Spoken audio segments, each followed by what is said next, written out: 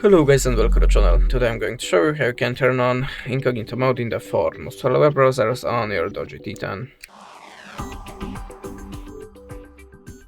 So the first one, Opera. In this web browser we have to click here on the tab icon, switch to private and click on the red plus. The next one, Microsoft Edge. In this web browser just click here on the 3-dot icon and choose New in Private tab.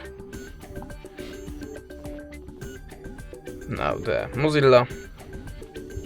If you have this welcome screen, just click here and that's it. If you have any tab opened before, tap on the tab icon here, choose Zero Mask and tap on the plus private. And the last one, the Chrome.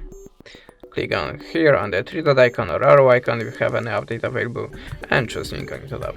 And now your history, cookies, files, even the words from the keyboard will be not saved. That's it, thanks for watching, leave us a subscribe or a comment and goodbye.